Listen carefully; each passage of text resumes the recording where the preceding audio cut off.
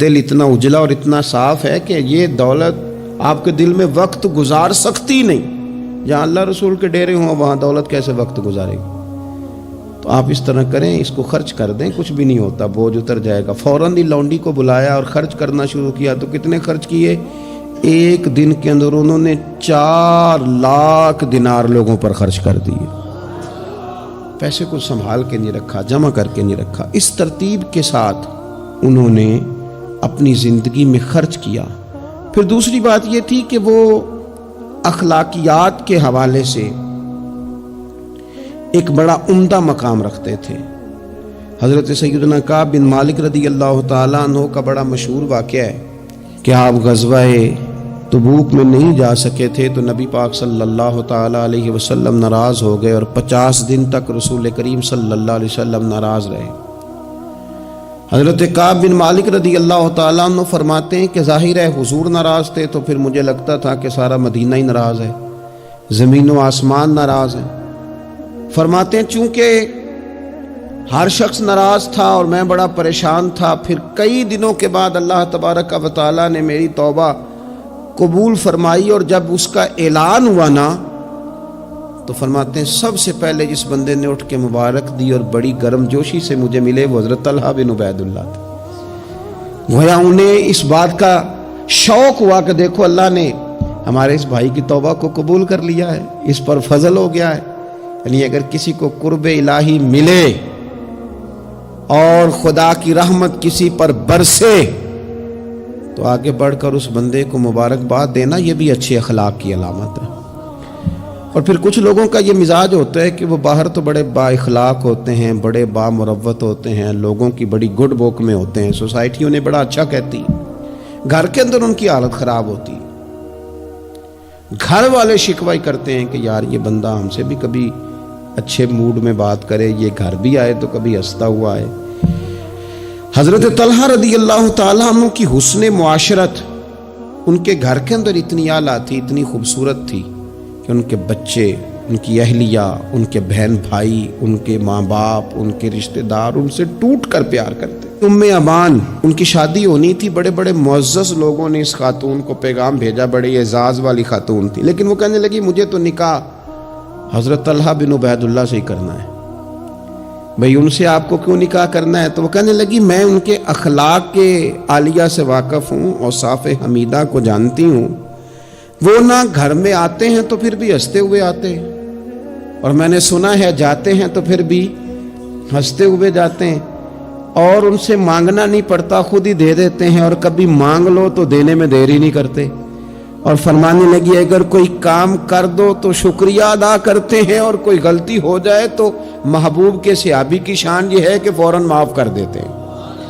تو ان اوصاف کا شوہر اگر کسی کو ملے تو پھر اس خاتون کو نکاح کرنے میں دیر نہیں کرنی چاہیے. حضرت طلحہ بن عبید اللہ رضی اللہ تعالیٰ عنہ کی بڑی خدمات ہیں، تمام غزوات میں شریک ہوئے سوائے غزوہ بدر کے.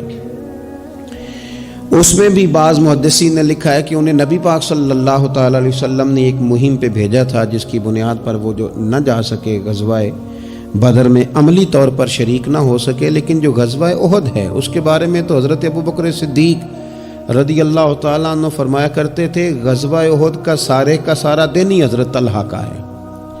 نبی پاک صلی اللہ تعالیٰ علیہ وسلم نے نا ڈبل زرہ پہن لی تھی، 2 زرہیں حضور نے پہن لی تھی. تو ایک پہاڑ پر حضور چڑھنے لگے تو کچھ مشقت محسوس ہوئی، قربان جائے. حضرت طلحہ نے جلدی سے گردن چکائی، یا رسول اللہ یہاں رکھیں آپ قدم اور آپ چڑھیں. محبوب نے قدم رکھا اور رکھتے ہی فرمایا لو طلحہ تم نے اپنے اوپر جنت واجب کر لی ہے، تم نے اپنے اوپر جنت واجب کر لی. اس دن چونکہ افواہ اڑا دی تھی احد کے دن کفار مکہ نے کہ نبی پاک صلی اللہ تعالیٰ علیہ وسلم کو شہید کر دیا گیا تو لوگ بکھر گئے تھے. تو جو 12 لوگ نبی پاک علیہ السلام کے ساتھ رہ گئے ان میں حضرت طلحہ بن عبید اللہ تھے. جو تیر بھی حضور کی طرف آتا تھا نا وہ اپنا ہاتھ آگے کر دیتے تھے، ان کا ایک ہاتھ شل ہو گیا سارا. ان کے وجود پر احد کے دن حضور کو بچاتے ہوئے 70 زخم لگے، تیروں کے، تلواروں کے، نیزوں کے. 70 ਜ਼ਖਮ ਲਗੇ। ਸਜਣਾ ਜਾਨ ਅਮਾਨਤ ਤੇਰੀ, ਤੂੰ ਜਦੋਂ ਮੰਗ ਸੈਂ ਮੈਂ ਪੇਸ਼ करे ਸਾਂ। 70 ਜ਼ਖਮ लगे। हज़रत सिद्दीक़ अकबर रदी अल्लाह ताला अन्हु फरमाते हैं, जब हम हुजूर की खिदमत में हाजिर हुए तो नबी पाक सल्लल्लाहु अलैहि वसल्लम ने फरमाया, पहले तलहा बिन उबैदुल्लाह को देखो। कहते हैं जब हम हुजूर की खिदमत करके उनके पास गए तो वो बेहोश थे, जख्मों की शिद्दत के सबब बेहोश थे। मैंने उनके मुंह पे पानी छिड़का। फरमाते हैं उनकी आंख खुली तो पहला सवाल उन्होंने ये पूछा कि बताओ मेरे नबी करीम का क्या हाल है। रसूल करीम सल्लल्लाहु ताला अलैहि वसल्लम की तबीयत कैसी है, हुजूर के बारे में बताओ।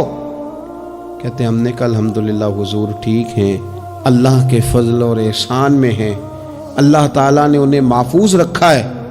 तो कहते हैं वो कहने लगे अगर महबूब ठीक है ना तो फिर कोई मुसीबत भी मुसीबत नहीं है, फिर सारी मुसीबतें आसान है। हज़रत तलहा बिन उबैदुल्लाह रदी अल्लाह ताला अन्हु को अल्लाह तबारक व तआला ने शानों वाली ज़िंदगी अता फरमाई, इज़्ज़तों वाला मकाम अता किया और अल्लाह ताला ने उन्हें शहादत की मौत अता फरमाई।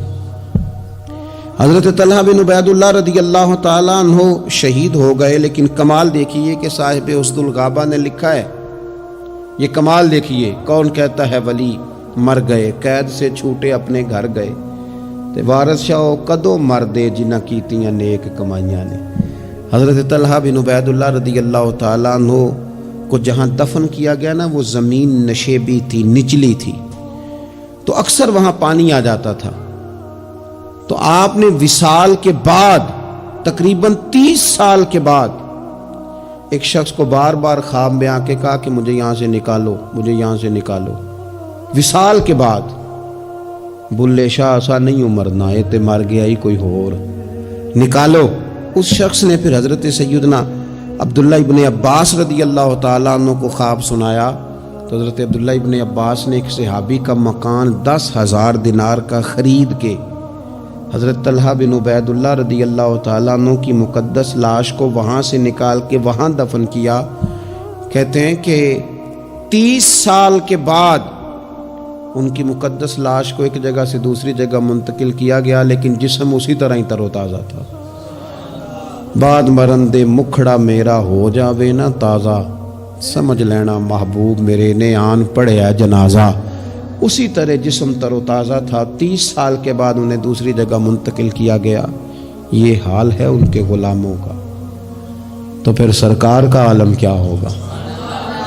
तू जिंदा है वल्लाह, तू जिंदा है वल्लाह, मेरे चश्मे आलम से छुप जाने वाले।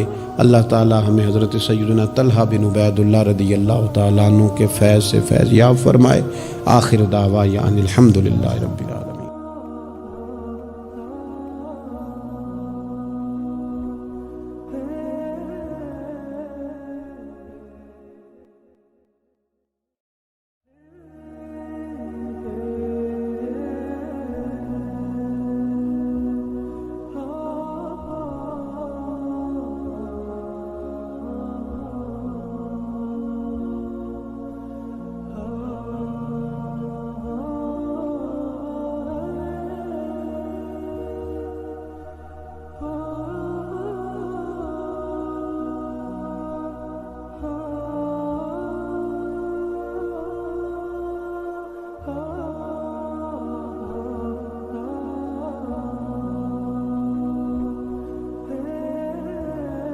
वीडियो देखने का शुक्रिया।